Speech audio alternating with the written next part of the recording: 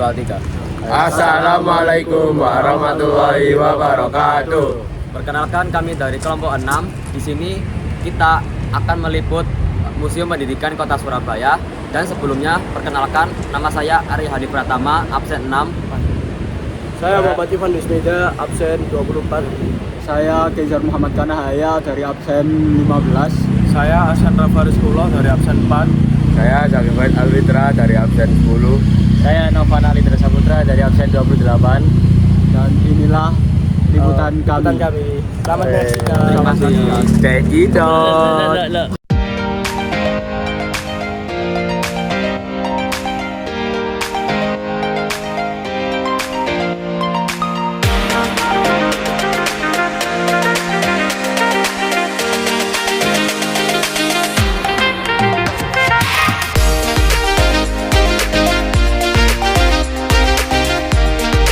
Halo teman-teman, kali ini saya berada di Museum Pendidikan Surabaya yang berada di Jalan Genteng Kali, Surabaya, dan lebih tepatnya berada di depan kantor Perhutani.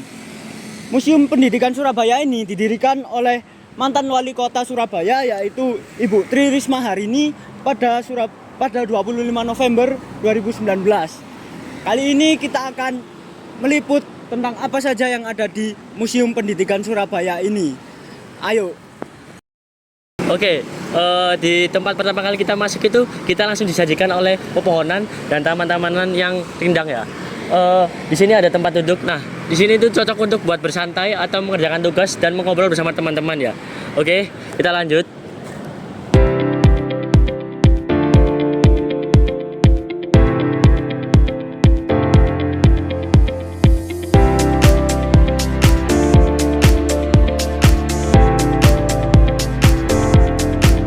Nah, oke, di sini tuh ada tempat duduk yang bisa dibuat santai-santai ya. Oke, bro. Oke. Api-api.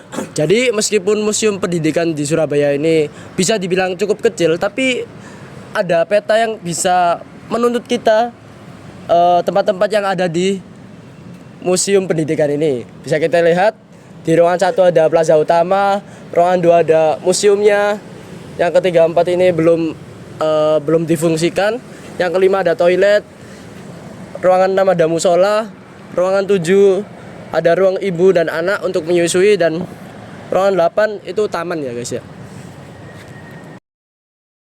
Oke guys, kita sudah ada di depan loketnya itu sendiri. Untuk masuk ke Museum Pendidikan ini, kita memesan tiket secara online ya, tidak bisa untuk offline. Untuk prosedur pemesanan tiket sendiri itu yaitu yang pertama, scan barcode yang ada di depan ini. Lalu pilih Museum Pendidikan Surabaya. Step 3, jangan lupa cek kuota kalian agar tidak lambat masuk ke webnya. Yang keempat, pilih pesan sekarang, kemudian pilih hari dan jam kunjungan untuk pergi ke Museum Pendidikan. Yang kelima, isi biodata dengan benar, centang pernyataan saya atau rombongan yang telah ditentukan, lalu klik simpan. Yang keenam, screenshot atau unduh bukti pemesanan tiket. Untuk harga tiketnya sendiri itu untuk umum 5.000 per orang, untuk pelajar 3.000 per orang, untuk wisatawan asing 15.000 per orang.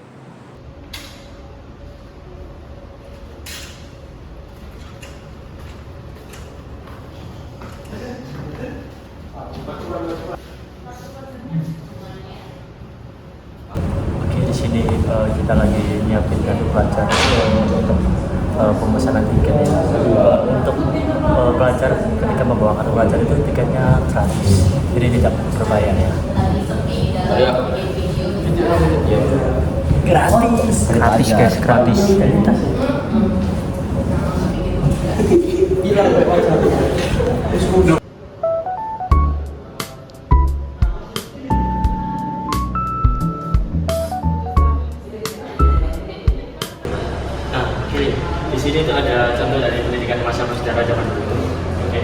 sini tuh anak-anak diajarkan untuk keterampilan untuk bertahan hidup. Nah, ini contohnya.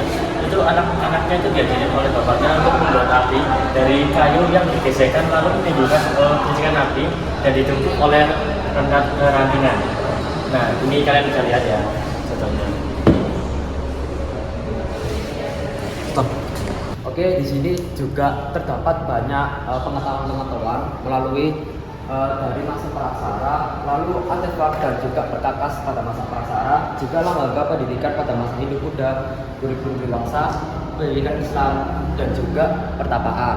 Nah, di sini juga itu terdapat sebuah bukti-bukti artefak pada masa ilmu nahwu risalah matan al-jumniyah, yaitu naskah berbahan kertas bergaris yang berbahasa Arab murni dan juga ada terjemahan bahasa Jawa dengan Arab Pegor. Nah, naskah ini itu berisi tentang tata bahasa Arab, yaitu ilmu nahwu, risalah matan al-jumniyah dan juga pujian serta doa-doa. Nah, bisa lihat di sini juga ada banyak macam-macam ilmu nahwu tata bahasa Arab, mulai dari cerita Nabi Muhammad, lalu cerita Nabi Muhammad juga dan juga Aramik grammar.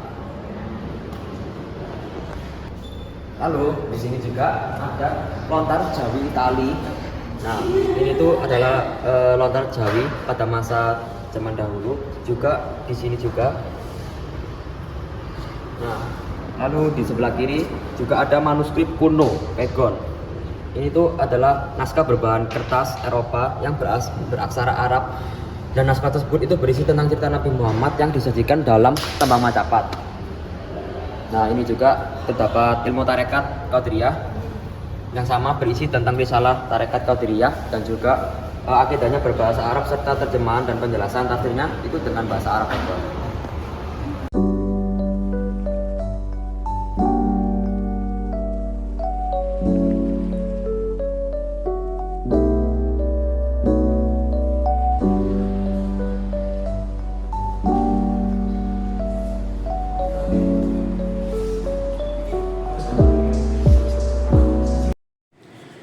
Nah, selanjutnya di sini ada diorama pendidikan pada masa klasik. Nah, bisa dilihat ini.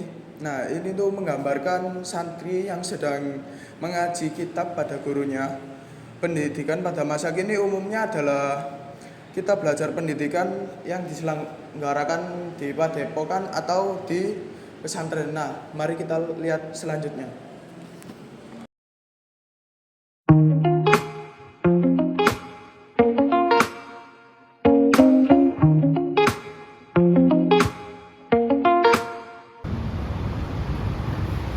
Nah, pada ruangan selanjutnya ini kita disajikan dengan berbagai macam alat-alat atau barang-barang yang dimana berkaitan dengan pendidikan pada masa kolonial. Sebagai contoh yang di sini saja, ya, mahasiswa sedang duduk di sini, yang dimana ini adalah meja dan kursi pada masa pendidikan kolonial seperti ini ya. Lalu lanjut kita ke sini, geser dikit ke sini.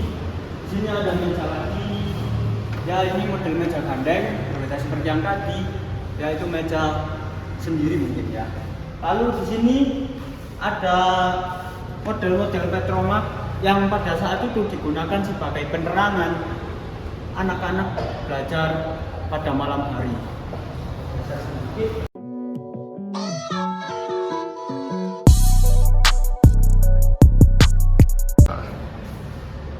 Oke, di sini tempat selanjutnya yaitu ada mesin ketik zaman dulu. Nah, bisa kalian lihat.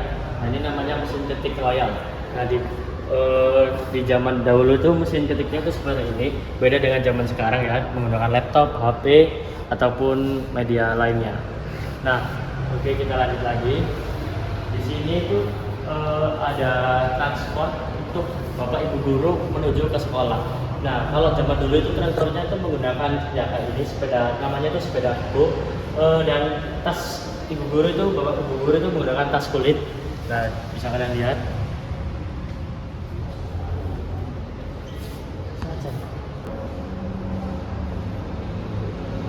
Jadi di ruangan ini itu dibagi menjadi dua bagian ya.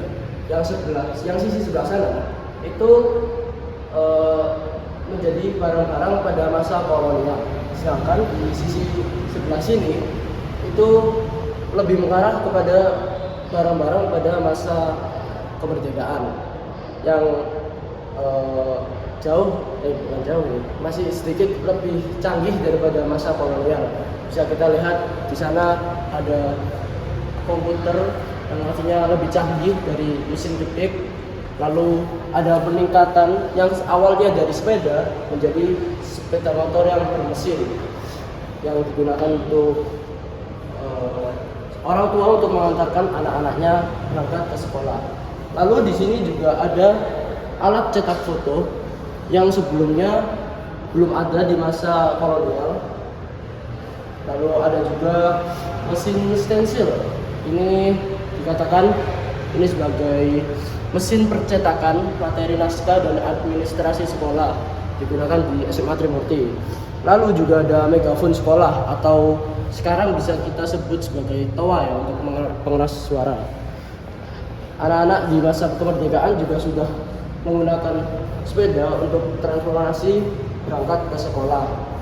Lalu di sini juga ada materi yang cukup terkenal pada masa tersebut yang mungkin saat ini menjadi meme atau candaan di internet, yaitu ini Budi, ini Ibu Budi, ini Ayah Budi, ini Kak Budi. Kalian semua pasti tahu informasi tersebut. Nah, ini materi tersebut itu diciptakan oleh Ibu Siti Rohmani. Beliau sangat berjasa pastinya dengan materi tersebut. Oke, setelah dari ruangan ini kita akan langsung masuk aja ke ruangan selanjutnya. Ayo kita masuk.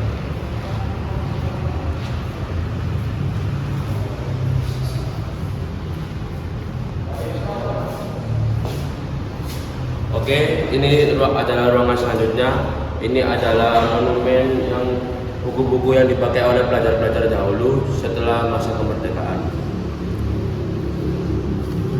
Di sini terdapat buku tulis yang terbuat dari yang namanya Jala Sabak yang terbuat dari lempengan batu karbon. Jadi di sini dan untuk alat untuk menulisnya yaitu bernama grip. Jadi nanti anak-anak zaman dahulu itu menulis di sabak ini. Oke, selanjutnya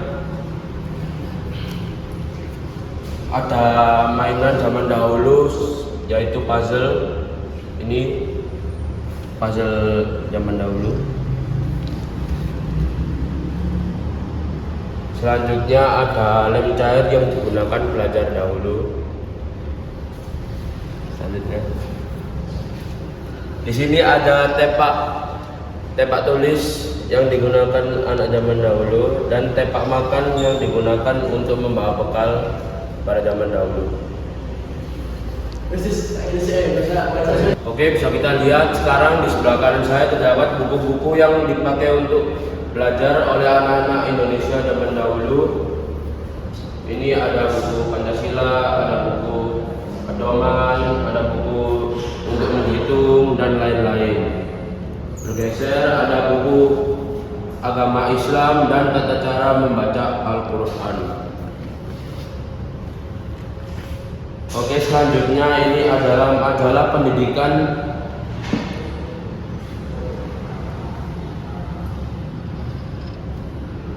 Di sini selanjutnya ada pembinaan pendidikan oleh tokoh-tokoh terkenal. Dan yang terakhir yaitu ijazah pelajar zaman dahulu yang kita bisa lihat orang-orang zaman dahulu bisa kursus science teaching dan pastinya sangat pintar sekali pada orang zaman dahulu. Oke, langsung saja kita masuk ke ruangan selanjutnya.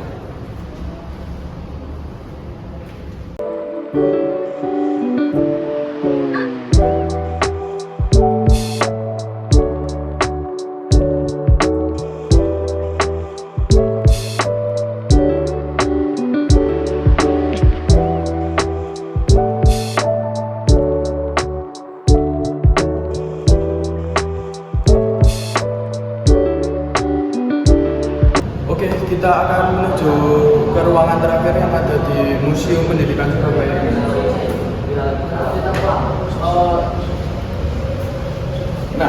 Di sini ada alat-alat sekolah kejuruan atau SMK. Bisa dilihat ya teman-teman. Ini pada masa VOC. Nah, di sini juga ada trofi-trofi pada masa pasca kemerdekaan. Di sebelah sini juga ada di kanan dan kiri. Nah, yang terakhir ini ada penjelasan singkat ya tentang pelabuhan kota di Surabaya, yaitu di Perak. Nah, Surabaya ini sempat menjadi kota terbesar dengan pelabuhan tersebut di Hindia Belanda sekitar abad 18 sampai 19. Nah, Surabaya bersaing langsung dengan kota-kota pusat perdagangan seperti Hong Kong dan Shanghai. Nah, seperti kecenderungan kota pada pelabuhan besar, pendidikan di Surabaya pun memiliki corak yang rancak. Pendidikan di Surabaya juga memiliki porsi penting dalam sejarah penggerakan dan pembentukan identitas bangsa Indonesia. Nah, ini sebagai kota dengan pelabuhan terbesar kedua dan salah satu penghubung utama antara barat dan timur, pendidikan di Surabaya bergerak tak kalah dinamis. Seiring bermunculan akses-akses pengetahuan melalui ruang alternatif dan media online. Nah, mungkin itu saja yang ada di ruangan terakhir yang ada di Museum Pendidikan di Surabaya ini. Nah, sampai ketemu. Oke, setelah kita keluar dari Museum Pendidikan ini, kita akan jalan sedikit ke sini. Ayo, ikut. Kita akan menemukan yang namanya perpustakaan. Jadi ketika kita sudah selesai mengunjungi yang namanya Museum Pendidikan itu, kita bisa langsung saja masuk ke sini untuk membaca buku atau meminjam buku. Di sini saya akan mewawancarai salah satu pengunjung yang berada di Museum Pendidikan Surabaya ini. Perkenalkan Pak, namanya jenengan? Nama saya Ruci. Iya, saya dari Gunung Anyar. Jadi Pak, kenapa Bapak memilih berkunjung di museum ini Pak? Pertama karena minggu ya, menghabiskan waktu sekalian jalan-jalan mengenal histori. Karena di sini kan banyak museum Surabaya. Nah, salah satunya yang belum pernah adalah Museum Pendidikan. Akhirnya kita ke sini jalan-jalan sambil ngelihat isinya apa. Sebenarnya kita belum tahu. Jadi sambil ngelihat, sambil ngisi waktu, ternyata keren juga dalamnya ya. Lalu kesan Bapak buat Museum Pendidikan ini gimana Pak? Bagus apa? Bagus, keren. Bagus, mulai penataannya, konsep ruangannya bagus. Surabaya oke lah untuk itu. Oke, siap. Terima kasih Bapak. Sama-sama. Nah, oke, di sini saya akan mewawancari salah satu staf dari Museum Pendidikan ini. Ya Kak, sebelumnya namanya siapa? Nanda. Oke, Kak Nanda ya. Saya mau tanya Kak, untuk operasional harinya dan jamnya itu buka untuk Museum Pendidikan itu kapan Kak? Oke, jadi jam operasional Museum Pendidikan Surabaya itu kita beroperasi mulai hari Selasa sampai hari Minggu, mulai dari jam 8 pagi sampai jam 9 malam. Untuk hari Seninnya berarti tutup. Betul. Untuk tiketingnya itu gimana Kak? Untuk pelajar juga. Tiketnya itu bisa diakses di tiketwisata.surabaya.go.id. Itu bisa diakses mulai H-7 dari hari kunjungan, bisa di hari H juga. Untuk biayanya, untuk tarifnya per orang umumnya itu 5.000. Tapi kalau untuk pelajar Surabaya itu dengan menunjukkan kartu pelajar itu gratis, dan pelajar di luar Surabaya itu 3.000 per orang. Oke. Berarti kalau pelajar menunjukkan kartu pelajarnya itu gratis ya Kak ya? Betul, pelajar Surabaya. Ya. Untuk tujuan Museum Pendidikan didirikannya itu untuk apa ya Kak ya? Oke, jadi tujuan utama kita itu ada dua pendirian di Museum Pendidikan Surabaya ini. Yang pertama itu karena ini kan gedungnya bekas dari sekolah taman siswa ya, yang merupakan cagar budaya. Jadi salah satu upaya untuk melestarikan cagar budaya di kota Surabaya ini. Yang kedua tujuannya supaya ada tempat wisata edukasi di tengah kota Surabaya ini, supaya orang-orang Surabaya dan sekitarnya itu tidak perlu ke luar kota untuk mendapatkan tempat rekreasi edukasi. Oh gitu ya Kak ya. Oke Kak, segitu aja pertanyaan dari aku. Terima kasih ya Kak ya. Oke, Telah membantu. sama-sama. Mari Kak. Baik, sekian dari liputan kelompok kami tentang Museum Pendidikan di Kota Surabaya hari ini. Semoga semua materi yang kami pelajari dan juga kami sampaikan dapat bermanfaat bagi kita semua. Terima kasih. Kami ucapkan wassalamualaikum warahmatullahi wabarakatuh. Take it down. Oke, setelah menonton vlog ini jangan lupa tekan tombol subscribe dan tekan tombol loncengnya ya.